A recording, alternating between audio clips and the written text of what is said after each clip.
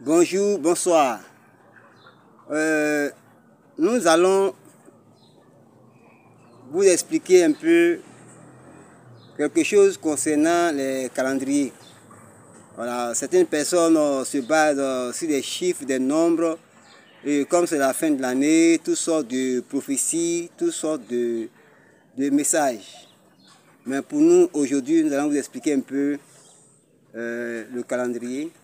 Et puis, savoir aussi qu'il y a les événements satellitaires dans le monde qui nous permettent de nous-mêmes nous remettre en cause et puis avoir la capacité même de prévoir ce qui peut nous arriver.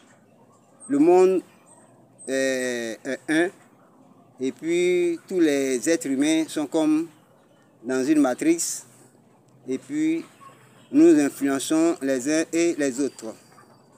L'humanité a évolué sous plusieurs formes de calendrier, selon les croyances, selon les nations. Voilà, il y a des calendriers arabes, le calendrier juif, le calendrier chrétien, musulman, ainsi de suite. Tout cela pour que cela nous serve de repère. Le calendrier actuel que nous utilisons, c'est le calendrier grégorien. Maintenant, notre objectif ce matin, c'est pour vous faire comprendre des coïncidences. Et ces coïncidences-là doivent nous permettre de nous remettre en cause et puis nous réorienter. Car tout ce qui nous arrive n'est point le fruit du hasard. Le hasard, c'est la méconnaissance ou la non-connaissance des lois et des règles qui nous influencent. Je fais quelque chose et quand ça marche, je dis c'est le hasard. Et quand ça ne marche pas aussi, je dis c'est le hasard. Or, en fait, je peux obtenir un résultat en ayant le savoir et le comment. Donc, quand le résultat n'est pas obtenu, c'est qu'il y a eu un manque de savoir et de comment. Mais je peux aussi obtenir un résultat par la détermination sans connaître les résultats, sans connaître les méthodes. Donc, c'est les méthodes et le savoir qui permettent d'obtenir un résultat. Donc, le hasard qui s'est passé, c'est que nous-mêmes n'avons pas conscience des méthodes et de la connaissance qui devaient être exigées en ce moment-là. Bien. Dans toute l'histoire de l'humanité,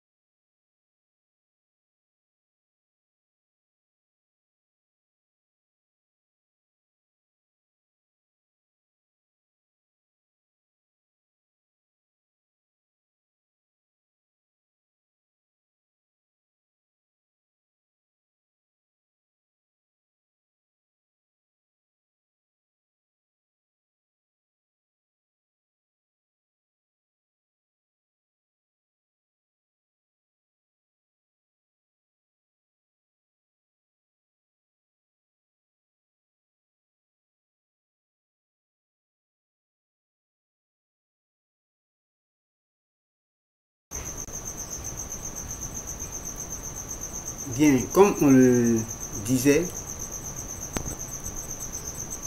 depuis l'aube des temps, le calendrier a servi de repère. Et notre intervention ici, c'est par rapport aux coïncidences.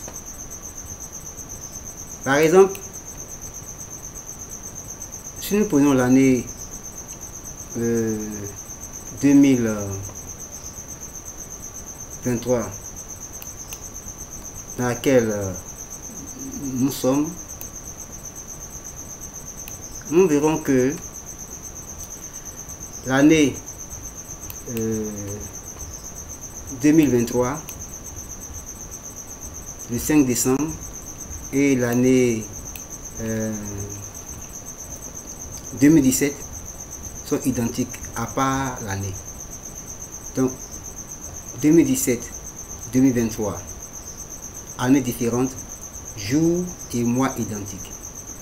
2018-2024, années différentes, jours et mois identiques.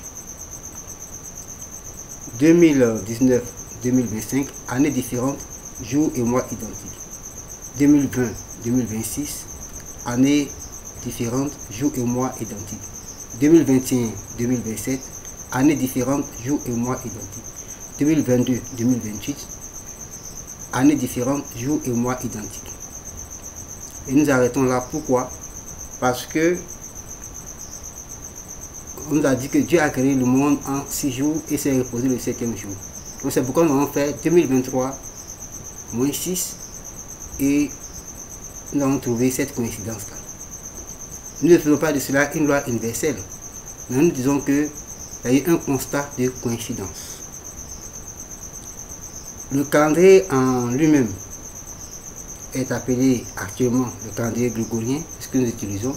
Mais depuis le temps, il y a eu différentes sortes de calendriers, babyloniens, phéniciens, juifs, ainsi de suite, selon le peuple qui était le plus dominant. Mais dans les siècles passés, c'est l'Église qui possédait tout le pouvoir, la politique, sociale, ainsi de suite. Donc, les peuples ont lutté pour soutenir un peu le pouvoir. Et aujourd'hui, maintenant, on parle de laïcs, on parle de nombreux vocabulaires, pour les abus, un certain nombre d'abus de comportement. Maintenant, vous devez savoir que les jours de la semaine, lundi, mardi, mercredi, jeudi, vendredi, samedi, dimanche, on le dit en français, sont dédiés à des astres. C'est comme si tu adores, dans certains pays, tu adores un caillou, on peut donner le nom de ce caillou, ainsi de suite. Donc ici, qu'on le veut ou pas, nous sommes tous influencés par les êtres intelligents. Et souvent, nous donnons des noms que nous voulons, selon des croyances, ainsi de suite. Donc lundi, qui veut dire moon, c'est-à-dire qui est dédié à la lune. Mardi, qui est dédié à l'astre, à la planète Mars. Mercredi, à la planète Mercure. Jeudi, à la planète Jupiter. Vendredi, à la planète Vénus.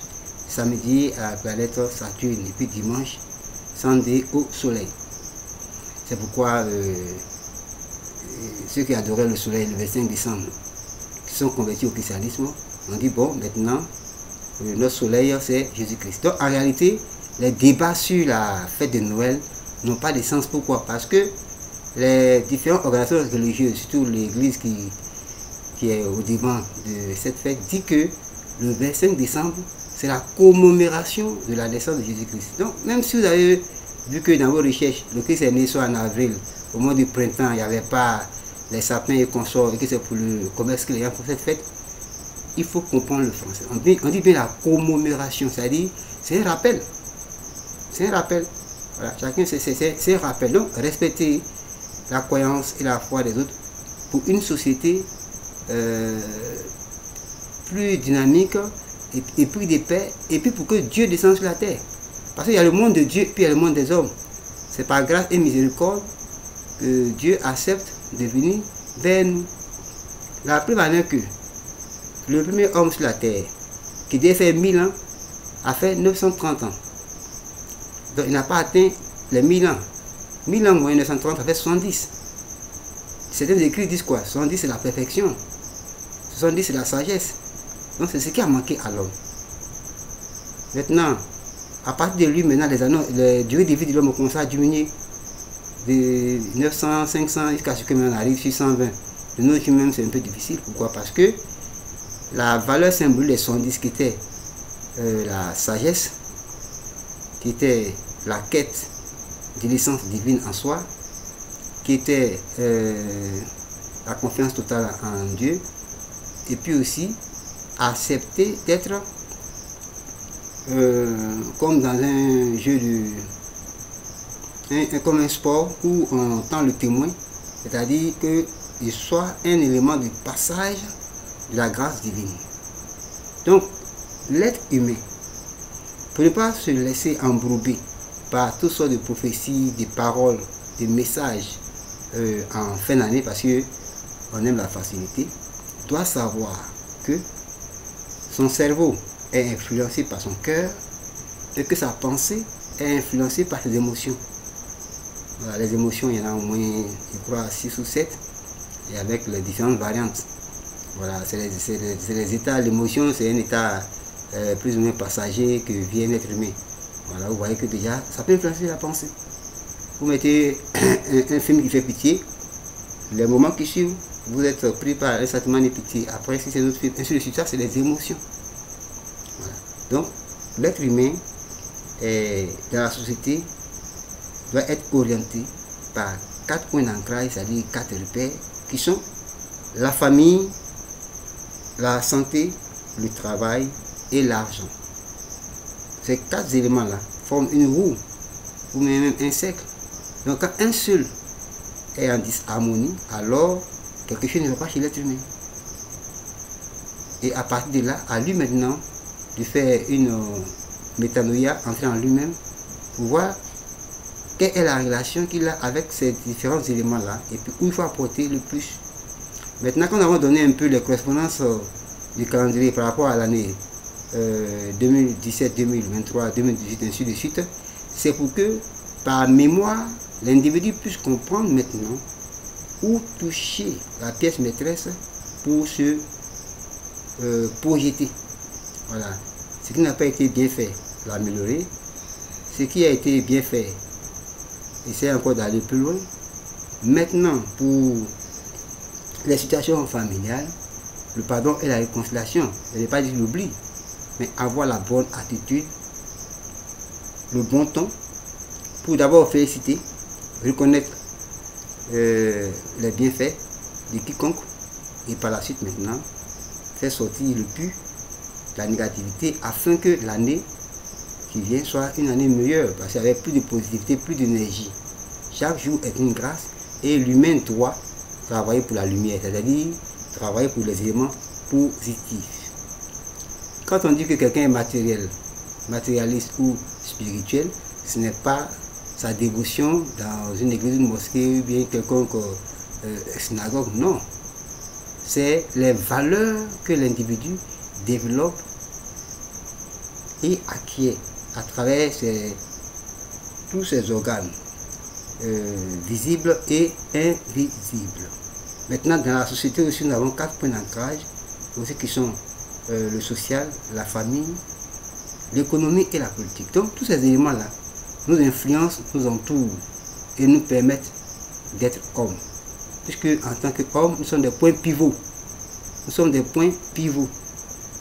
Un avec Dieu est plus que un avec 1000 êtres semblables, c'est-à-dire son alter ego. Donc, ce passage-là sur le calendrier et comment en profiter avait pour objectif de nous mettre sur les rails et être faibles pour ne point être désormais influencés. Nous connaissons désormais maintenant nos points d'ancrage et c'est en fonction de ça maintenant que nous allons pouvoir nous orienter. Soyez bénis et que Dieu vous guide, vous oriente et que toute la négativité disparaisse et que nous serons plus forts que jamais, que chaque année soit encore une sorte d'élévation et d'avancement. Toutes les intelligences négatives reculent et la gloire de tout ce qui est divin se matérialise en chacun d'entre nos familles, pays. Paix à vous tous. Soyez bénis.